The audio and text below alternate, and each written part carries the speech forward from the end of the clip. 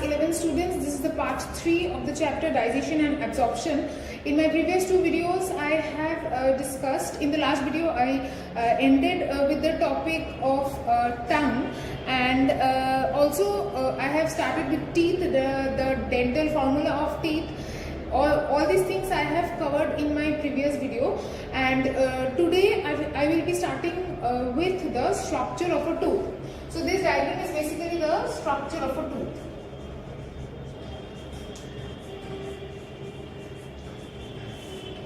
So here you can see that one single tooth can be divided into 3 regions: crown, neck and root. So crown is the part which is projecting outside of the gum. Okay, the crown is the part of the tooth which is projecting out of the gum and is made up of hard calcified material, dentine.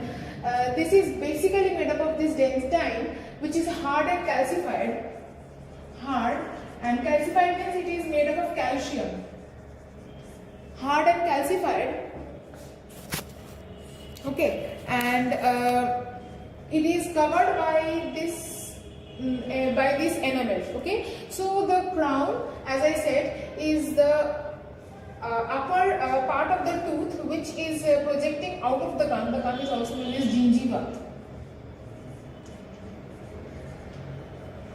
Projecting out of the gum, and it is mainly made up of dentine and is covered and dentine is made up of calcium, and this dentine is covered by a hard covering which is known as enamel.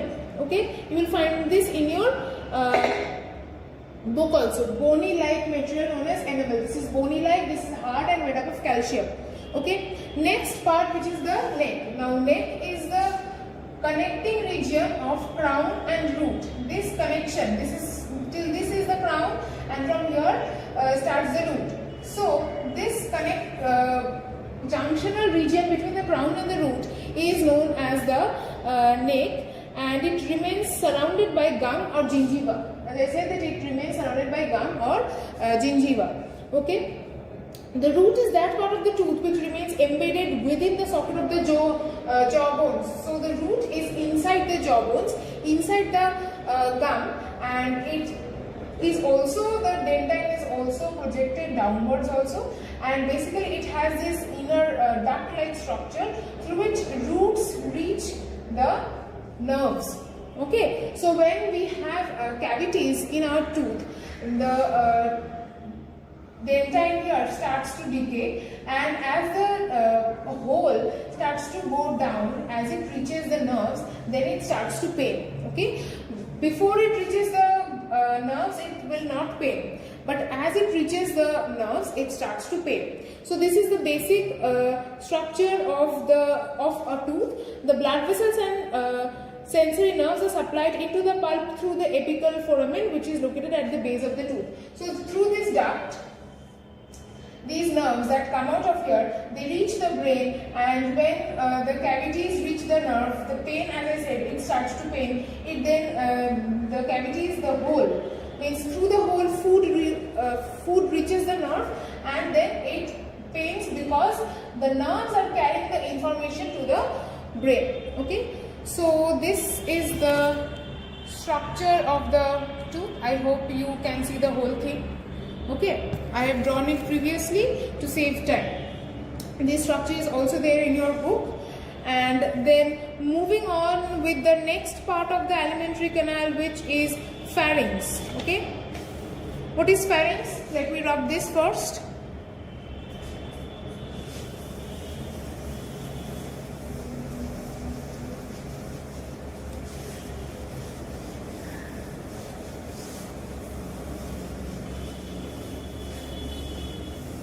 Now what is pharynx?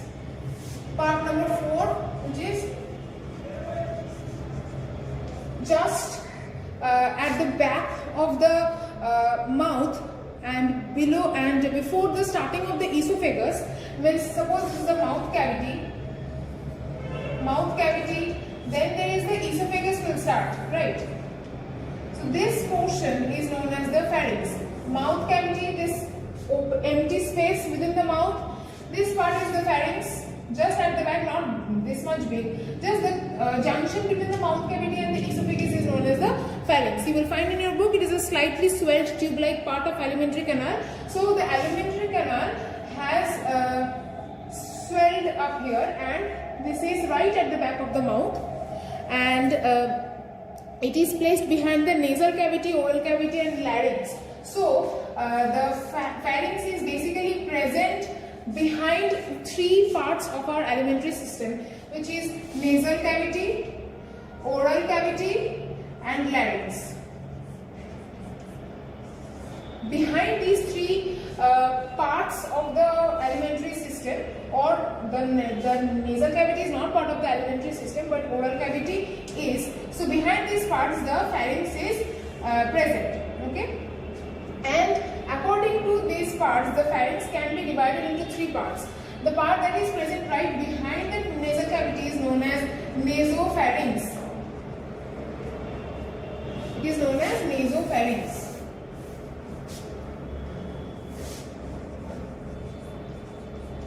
The part that is located just behind the oral cavity, from the name of the oral cavity, the name comes oropharynx.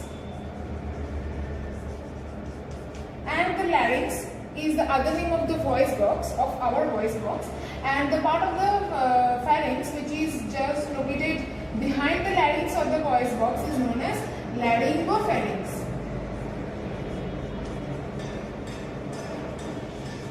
Okay, I hope this is clear to you all. The three parts of the pharynx are, these are the three parts of the pharynx. The names you will have to learn. Nasopharynx, which is located just behind the nasal cavity, oropharynx, which is located just behind the oral cavity, and laryngopharynx, which is located just behind the larynx or the voice box. Okay. Now, what is the function of the pharynx? Through the pharynx, the food bolus enters into the esophagus from the mouth cavity. As I have drawn the esophagus here, I will draw it on the side. Suppose this is the mouth cavity, this is the pharynx here, swelled up portion of the alimentary canal, and then starts the esophagus. Okay. So from the mouth cavity, we take in the food. There are teeth and tongue and saliva. Food bolus is formed here, and through the pharynx it goes inside the esophagus, and this pharynx helps to push the food bolus from the mouth cavity to the esophagus. So we are done with pharynx. These are the three parts of pharynx, and then we will be moving on to the next part of the alimentary system, which is esophagus. O-E-S-O-P-H-A-G-U-S.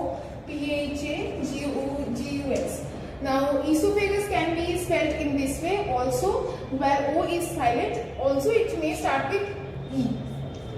E-S-O, esophagus. Okay. Now, esophagus is this long canal-like structure, and it extends from the pharynx till the stomach.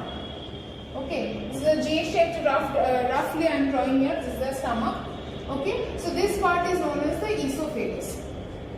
It is a muscular canal which extends from the pharynx till the stomach, and it is about 25 centimeter long. It moves downwards through the neck and the thorax, behind the trachea and the heart. The function of the esophagus is mainly it receives the food bolus from the pharynx and pushes it to the stomach. Now, the food through the esophagus does not go downwards only not due to gravity. Okay, the food does not go down due to gravity.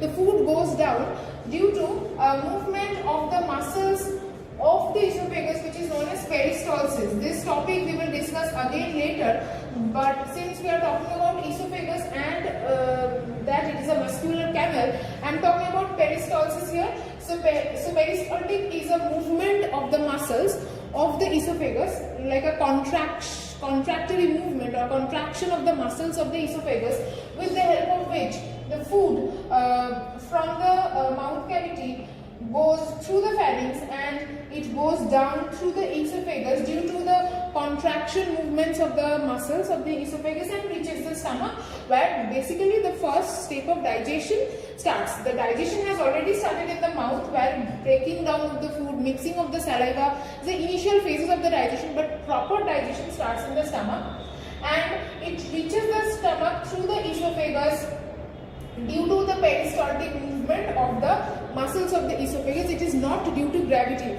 It is not like that it is going down, everything goes down because of gravity, and food through the esophagus will also go down due to gravity, not like that. Okay, so it is due to peristaltic movement or peristalsis. Okay, I hope I am clear to you with pharynx and esophagus, and I will move on with stomach in my next video. Okay, thank you.